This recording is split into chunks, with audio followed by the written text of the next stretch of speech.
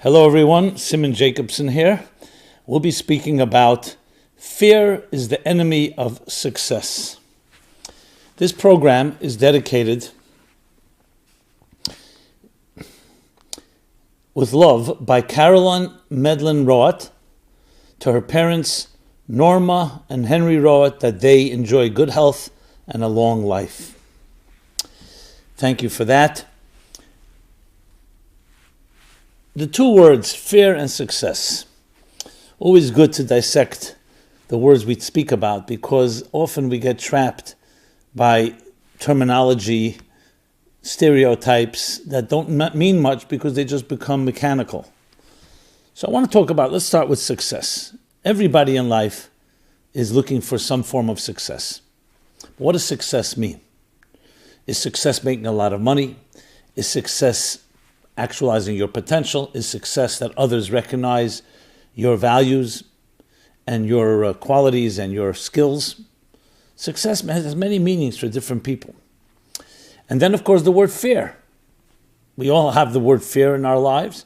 It could be a fear of physical things, fear of theft, of death, fear of being hurt. There's psychological fears, there's insecurities. So we can't talk about, obviously, every aspect, but I think when we speak about success in general, meaning to be able to move forward in life and not be paralyzed and not be stuck, what are the reasons why we actually do not move forward? Maybe we have a great plan, great dreams and aspirations. Let's go through the usual suspects. What would be the reasons that block us from moving forward? So the list is a pretty common one. Let's start with, not in any particular order, there's the element of laziness. We like to take it easy. We're comfortable in our comfort zones. And why exert ourselves more than necessary? Unless there's a strong motivating factor. A strong motivating factor could be, yes, a money. It could be recognition. It could be competition. There are many different reasons. But there is a natural lethargic state that a human being can fall into, which becomes some form of procrastination. We still need to understand why we procrastinate. We just do. And what gets someone jolts them out of that position is some incentive that would motivate them. But that's obviously not the only reason, especially if you dig deeper. Because, for example, as I just said, if you are incentivized and you have a motivation to move, the motivation is stronger than the status quo or the inclination and temptation to just procrastinate or just to take it easy. So you see that there's another force inside of us that if you push it, it can overcome that procrastinating side, that lazy side, or that comfortable side within us. Another thing that can stop someone from moving forward could be fear. Fear of failure. It could be fear of success. It could be fear of the unknown. It could be fear how we will be judged. How will we be looked at since we're making a move? This way you don't make a move, there's nothing to be afraid of because you have what you had yesterday. It may not be great, but at least it's not ruffling any feathers. It's not rocking the boat. So there's elements of fear. Going deeper into fear could also be fear of our own, as I mentioned, deeper insecurities. We're not confident that we could succeed. So we take an attitude which is, you know what, maybe I shouldn't even really try too much. On a deeper level, you can say the fear of failure, which means if I don't do it, I've never failed. So I don't have to see myself as a failure. This way I could always say, I didn't try, or I didn't try hard enough. That's also a factor. But there are more reasons. Some of it is how we're wired, which means some of us are very conformist and pleasers. And this is different than comfort zone, the first point I made. And we like to go along with the herd mentality and just the way it is. Not because we're necessarily lazy. We could be very industrious and very productive and very driven. But we don't like to do something different. Now, is that connected to fear? Not necessarily. It could be connected. It could also be because we like to go along with what people are doing, like followers. Part of a team, that's what's being done, let's do it. You don't shake, you don't challenge authority. You don't challenge what you're told. You go along with things. And that you have your security, meaning your financial security. Your boss tells you this is what we're doing, you do it. What other factors can we throw into the pot here? I'm sure there are others. I'll just mention some random other factors that can cause a person of not really succeeding or actualizing their potential. It could also be ignorance. Ignorance means you don't know what your potential is.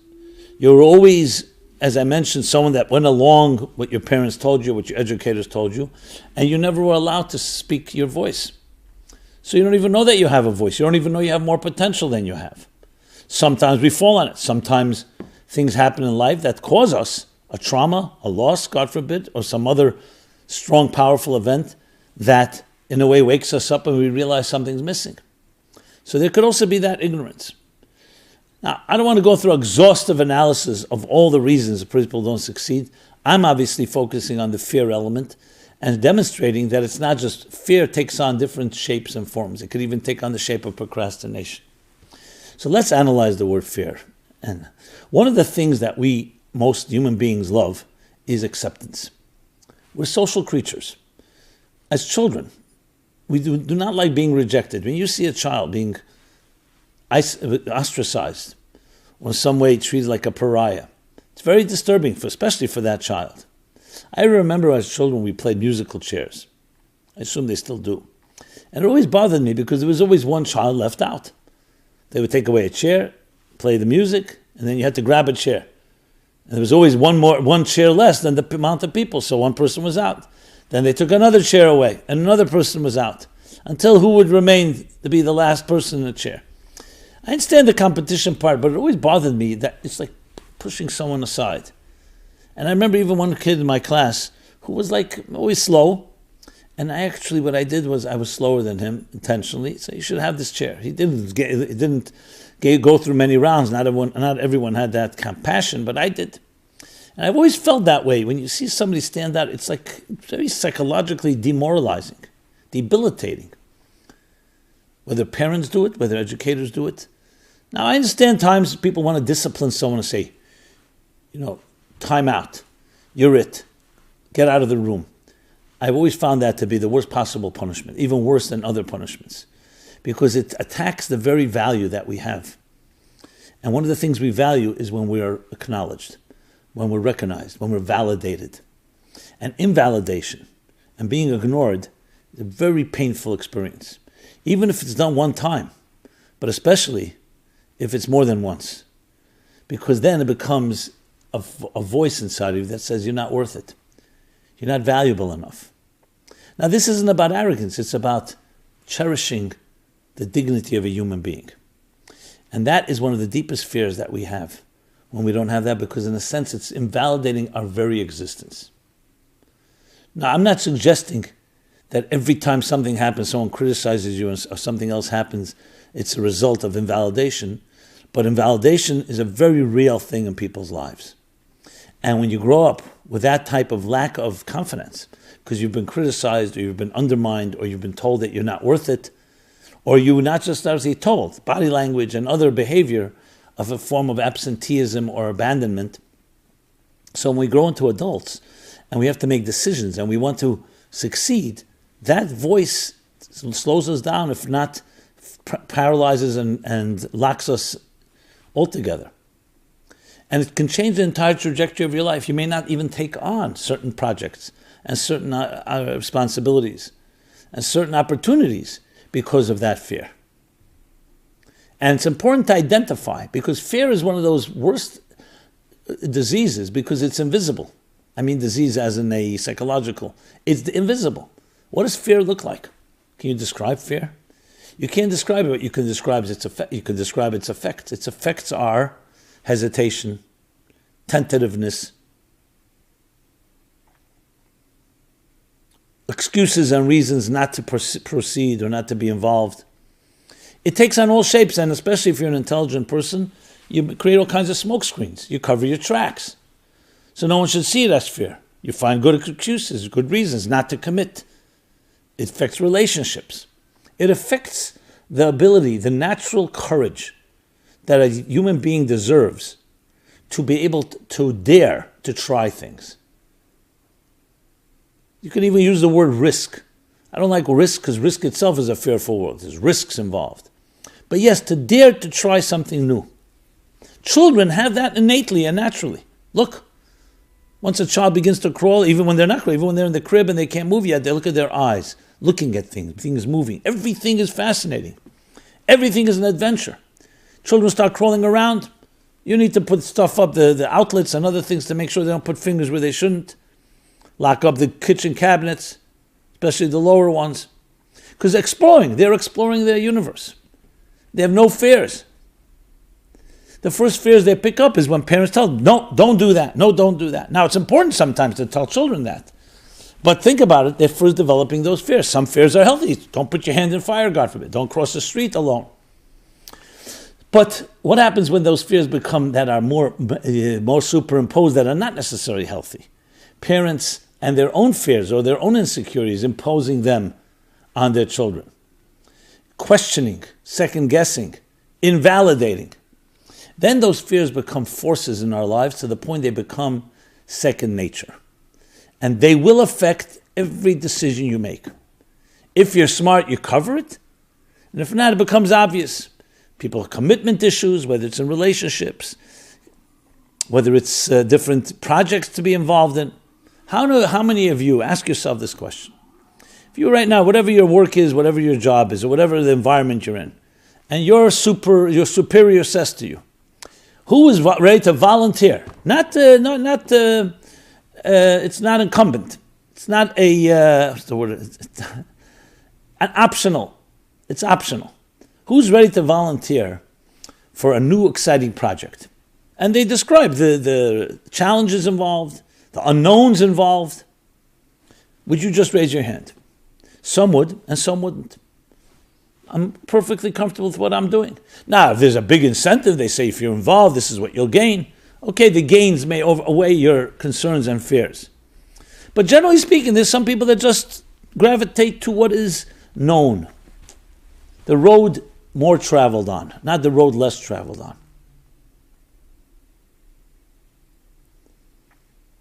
And the same thing can be, I give often another question, which has overlap. You go to a party, you go to an event. Do you gravitate to people you know or to people that you don't know? Most people gravitate to people they know. It's more comfortable. Others like to meet new people. I know those people already. Not that you're ignoring them, but you're here to meet new people. These are often signs of fear, less fear, more fear. It's not black and white. It's not always that way. There are many people who are real socialites and they meet everybody, but they're full of fear.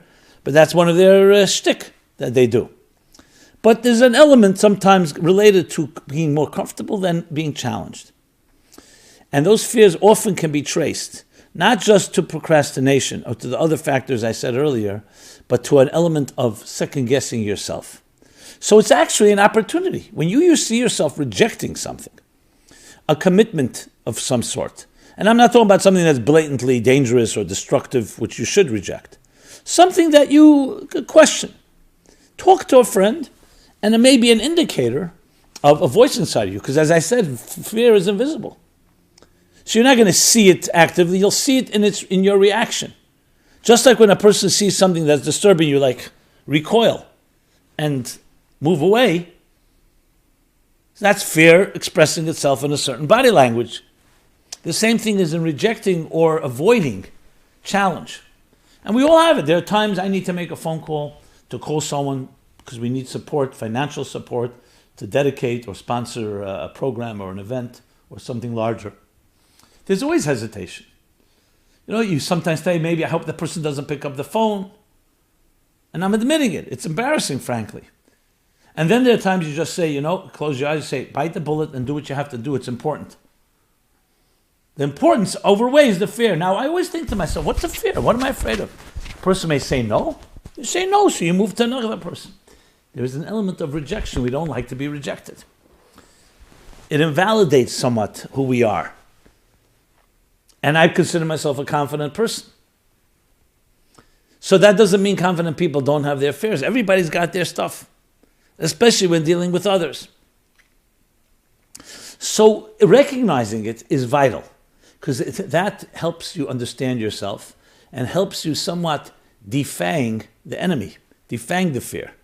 By seeing it, seeing outright, you know what? Stop with the excuses. The reason you don't want this to happen, or you don't want it, because you're afraid.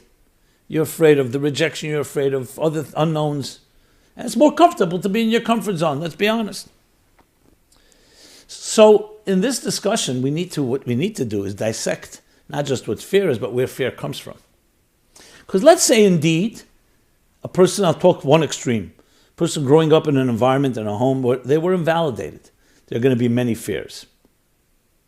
And they're not even necessarily real fears. It could be that people that respect you and they recognize your skills and talents and have confidence in you, and you don't have confidence in yourself. Because deep inside of you, you say, maybe I'm not really that good. Maybe I'm not worth it. There were others that criticized me. So if that's a situation and you're able to recognize it, how do you deal with it? To just say, I'm going to just fight it all the time, there are times that will not work. There are times you have to go more step by step. What does that mean? This is the approach of divide and conquer, and win small battles first before you go for the big ones. So a person like that, I would advise, take upon yourself a project that may not be overwhelming, but it's more than you usually do. It's like a baby step, but more than your comfort zone.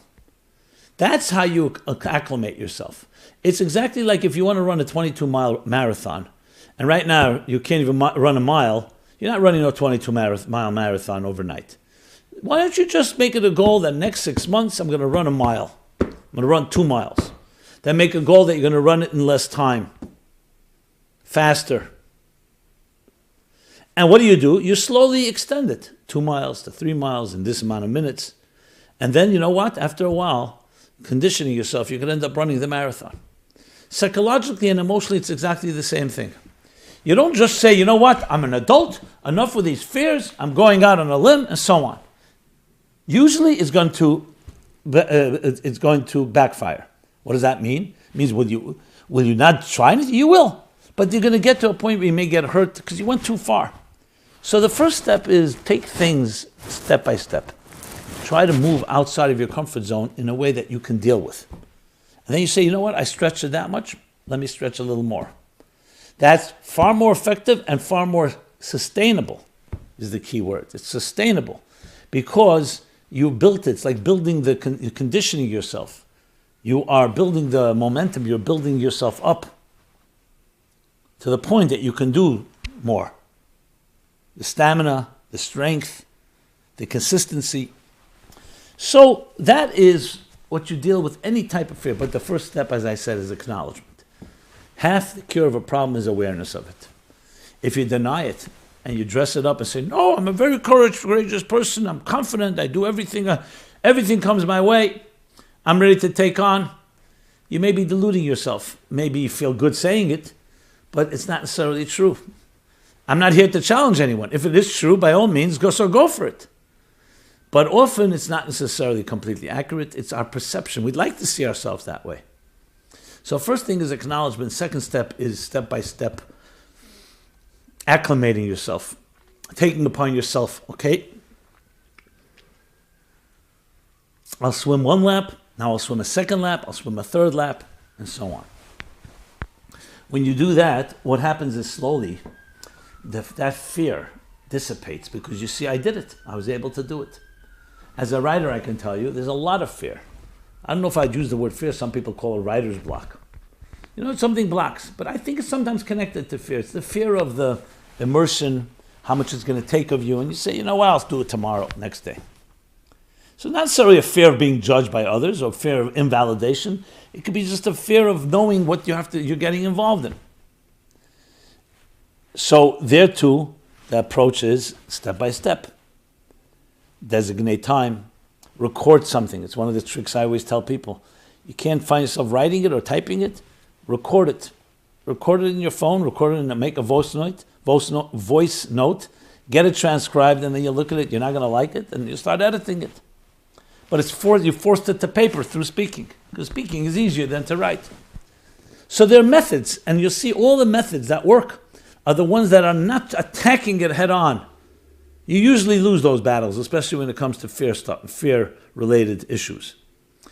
You approach it by doing something that you're capable of doing, a little more than you usually would, and suddenly you open up a new channel. I don't know if suddenly, but with time. Now, let's talk about other types of fears. There's an expression they say it comes from the French, that the perfect is the enemy of the good. When people say, no, I'm not ready to release it, it's not good enough, you keep trying to perfect it and perfect it. The perfect is the enemy of the good. Release it. Whatever it is that you built or you've written, let it be beta, as Google popularized, that things are always beta, they're always in transition, always getting better, and then improve it. That too can be related to somewhat. Now you'll say perfectionism has to do with fear. Not necessarily, but it could be. Partially, that you need it to be perfect, because if not, it will be criticized. Even criticized by you. So there's a fear of lack of perfection. You really didn't do it the best possible way. So what's the attitude and approach? Do it in a good way. And then perfect and refine and tweak. Obviously, we're not talking about a project that if it's not on that higher standard can compromise the whole project. You're not going to open up a new building if you make sure that the foundation and all the floors were built right. You just don't say, okay, it's good enough. There's situations that need much more than what you've done. But I'm talking about in most situations, that's not the case. So it's a similar idea of a step-by-step approach. Now, some people will say, listen, success is important to me, but it's not that important that it's going to override all my fears and inhibitions and insecurities and all the other things I mentioned. As a matter of fact, you go further. Success is, I'm not that arrogant. I don't have such a large ego. I don't care if I'm not that successful. Now, that's a hard argument to argue, because some people say that's how I'm wired. And it even has a tinge of, or more than a tinge of, humility in it. But there's another aspect which is important here, and that is success isn't always what you want to succeed at. It's what you were sent here to succeed at. If you are blessed with certain gifts and skills and talents, and you're blessed with a family, and you're blessed with students, or whatever it is that you do, people who listen to you, people who are influenced by you, people who care about you, and you care about them, it's not just whether you want to succeed. You need to succeed because you were sent here to succeed. It's not just about you, whether you're going to choose, I'm driven or I'm not driven. And that's where the real power comes from overcoming fear. So I'm not taking this to another dimension. I want to share with you something, a Kabbalistic thought from mysticism. It's actually from the book of Zohar. And that's why it's connected to this time period. In the Jewish calendar, the year, of course, is divided into 52 weeks. In the Jewish calendar, every week corresponds to a chapter in the Bible, in the Torah. This week's chapter discusses the story of Moses confronting Pharaoh, let my people go, to serve God. And he's speaking in the name of God. The classic Exodus story, the bondage, the exile and exodus from Egypt, which has already become popularized in modern contemporary literature and film and so on. The Ten Commandments in the early 60s, and later Pharaoh, the king of the Jews, the king of the Hebrews, the different cartoons or storytelling narratives and so on. There's a tremendous lesson in this confrontation with Pharaoh and Moses. Moses, of course, is the archetype representing freedom, representing what God wants of all human beings, to be free. Pharaoh represents the ego. He wants to enslave, wants control, wants power. This isn't the first time, and this isn't the only time in history this happened. This may be the first documented narrative. But the confrontation is a fascinating one. It's not one confrontation. It goes on with the story of the plagues. I'm not going to go through all the details. But one powerful statement. God says to Moses, go to Pharaoh and speak in my name. Let my people go so they can serve me. Pharaoh, of course, rejects time and again. Why would he not? Why would he listen to this God? I don't know your God. I am God. The river Nile is our God. It irrigates the fields. And this goes on and on. Confrontation. Which, of course, if you think about it as a confrontation within our own voices, two voices within us. The great serpent is what Pharaoh is called, which is that powerful, aggressive, and sometimes even cruel warrior. And then there's the Moses, the divine voice, the gentle voice of reason, of justice, of kindness, of compassion. And there's a conflict. Then comes suddenly this chapter, where instead of God saying, go to Pharaoh, it says, come to Pharaoh. Boy el Pare. Come to Pharaoh. So the Zohar, that classic mystical work, immediately jumps on that word and says, what come? It should have said go. Why suddenly it's saying come to Pharaoh? And the Zohar has a fascinating answer. That when Moses was confronting Pharaoh, the great serpent, each confrontation was going into a deeper dimension of this powerful alter ego, representing everything and antithetical to everything that Moses represented, the kindness, the freedom, the human dignity. As he was going deeper into this abyss of his dark heart, the heart of darkness within Pharaoh, and how low a human being can fall, he became fearful. He became fearful. It says that he stepped back in fear, afraid to enter into this inner sanctum of such darkness, such ego, such arrogance, such power, but selfish power. And Pharaoh was no small person. He was a sorcerer, he was a wise man, but he used it all for his own self-aggrandizement and for his own building himself. It wasn't for a higher cause. So the Zohar says that's what God tells him. Since you're afraid, and I recognize your fear, boy, come with me. Till now I've told you to go. I've given you the power to go. Now you're not going alone. Come with me. I enter with you. So don't be afraid. I'm holding you by your hand. I'm walking side by side. You have my power. Now God had power before as well, but that power was enough from a distance, so to speak. I instruct you, you're going by my instruction, I'm giving you the strength to do it. I'm now going with you. In those deeper places of fear and insecurity, I go with you. So why doesn't God go with him all the time? Because God wants us to do what we can do with our effort. But then when it gets darker, and we're entering into the inner darker crevices and recesses of our soul, those shadows, the shadows that come from abuse, from hurt, from invalidation, from all the tragic things that parents can do to children, that educators can do, the system can do, that we do to each other, others do, and we do to ourselves.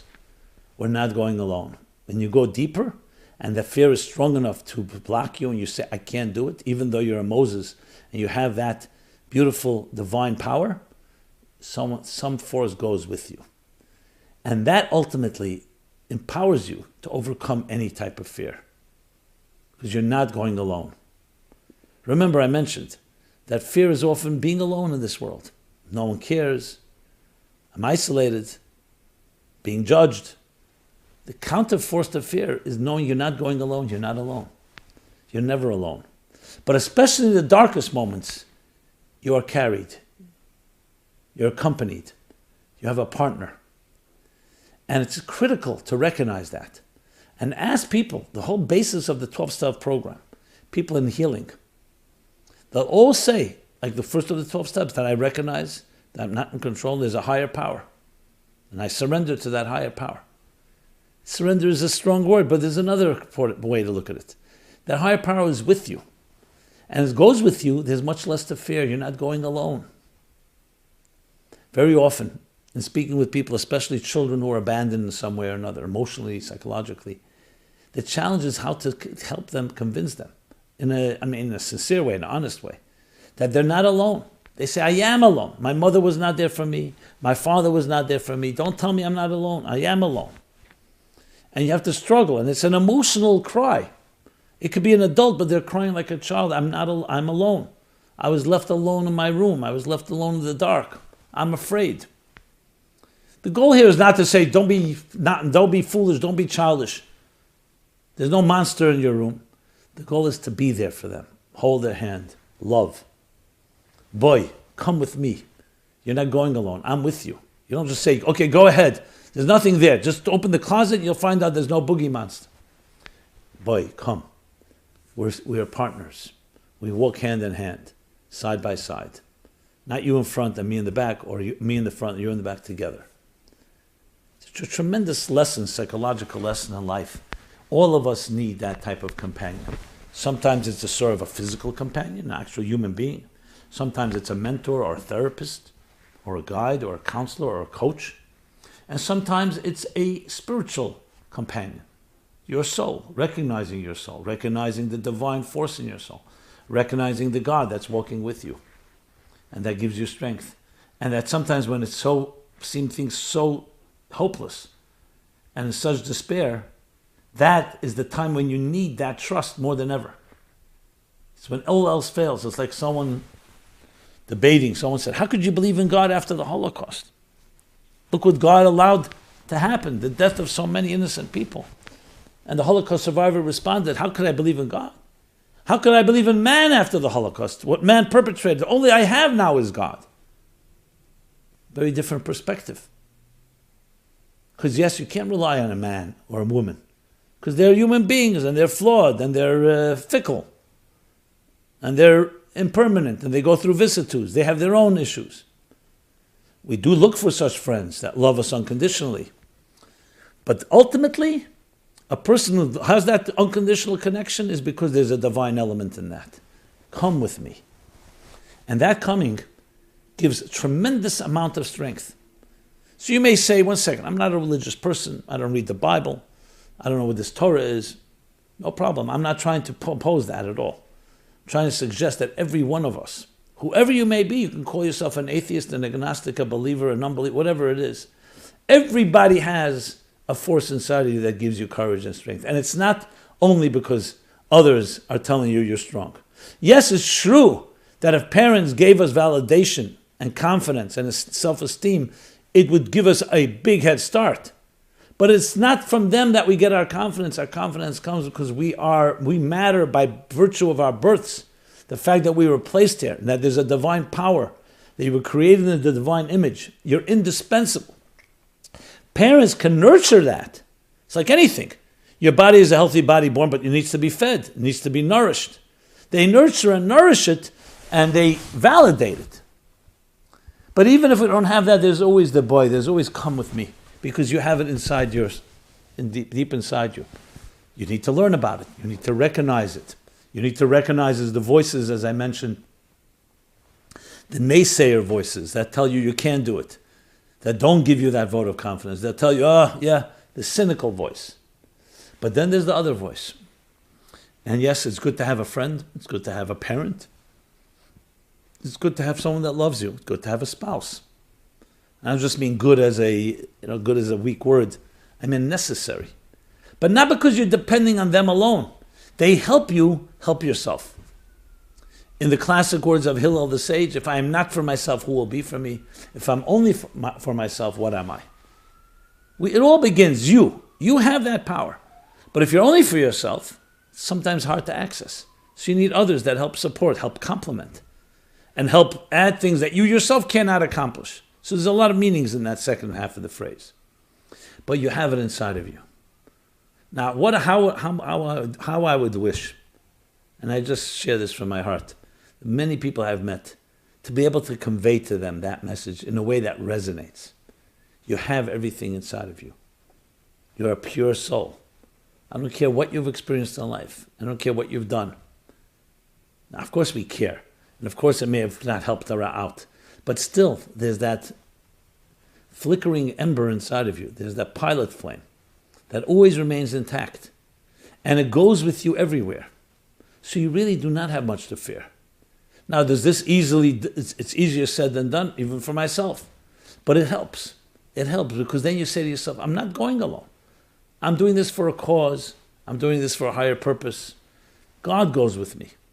And as he goes with me, there's that element of love in there, an element of a vote of confidence, and a vote of that, and a infusion of courage and fortitude to forge ahead, despite fears, despite unknowns, despite all kinds of risks that you can articulate. You forge ahead. Obviously, you do it in an informed way. You plan, you strategize. You don't just jump into things just because they're coming your way. How would the world look? How would each of us look if we were able to access that voice inside of us? And that's, of course, the theme of this discussion. Fear is the enemy of success. Success at every level, spiritual level, material level, familial level, social level, entertainment level. Fear. Fear is that dark spot that does not let you connect to that voice. Using the words of the Kabbalists, it's the symptom, that great concealment that you think you're alone. You're not alone. Now you could say Moses didn't know that. Of course he knew it. In his mind he knew it. And in the earlier stages he was able to do it that way. But then as he saw darker and darker, even the great Moses didn't doubt himself because he knew God is with him. But he needed to elicit, he needed to tremble to show this is not easy. And relatively speaking, I need your help. And God responded, boy, I come with you. Don't be afraid. So the fear of Moses obviously is a much, much more subtle and higher fear than all of us. But it's still there to teach us. We all have it in some way. In some sublime way, sometimes in a more overt way. But there's a response. There's a boy. Come with me. And we will enter there. Not only will we survive, we will thrive. We'll be able to draw out from even the darkest abyss of Pharaoh, great power. And that's what happened. Pharaoh is long gone. His children are long gone. His nation is long gone.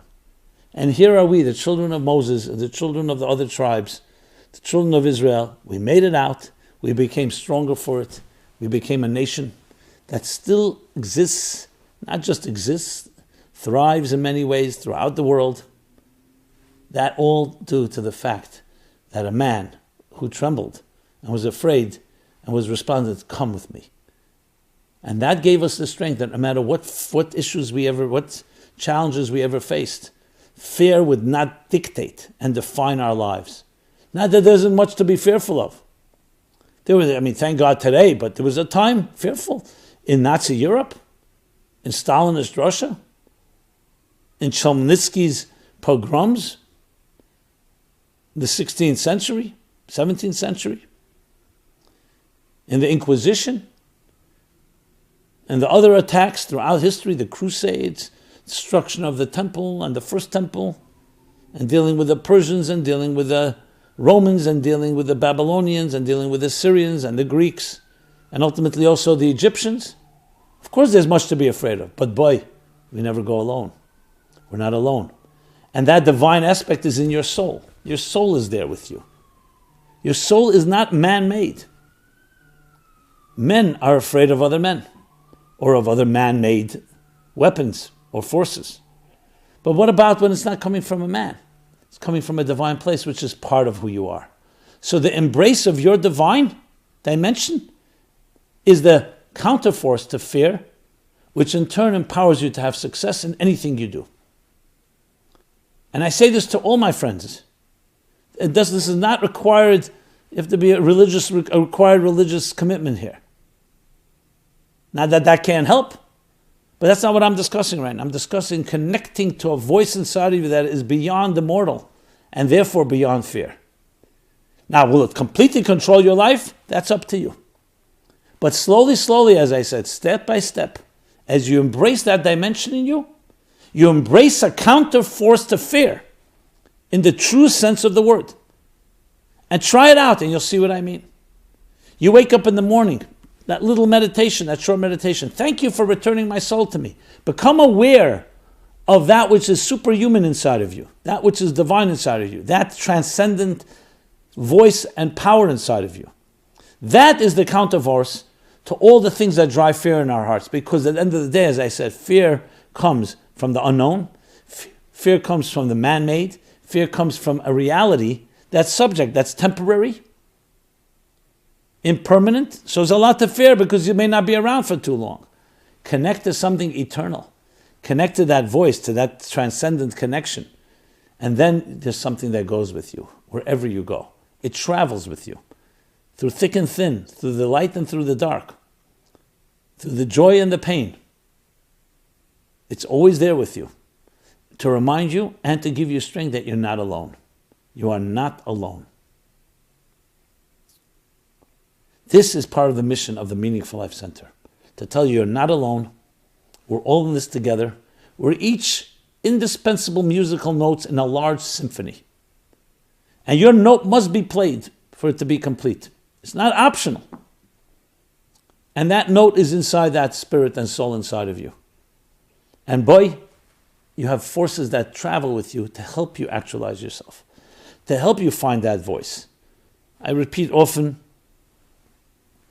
Oliver Wendell Holmes' poem, The Voiceless, that tragic line, alas, to those that die with their song still inside them. Alas, to those that die with their song still inside them. But then the question is, what do we do next? The answer is, that song is not going alone.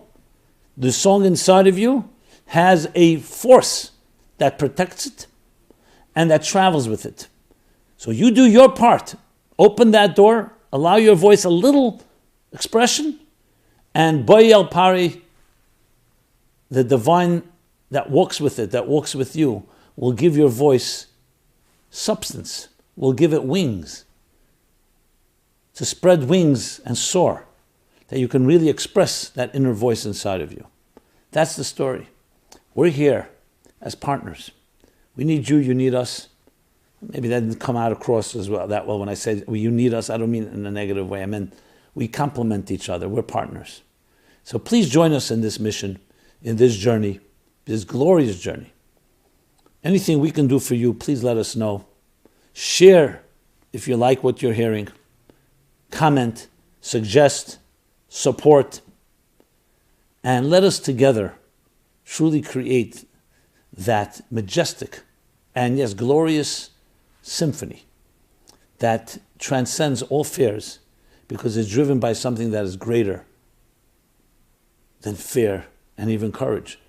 A force that's an indomitable force, an indestructible one, a one that can endure and thrive through any situation and only get stronger.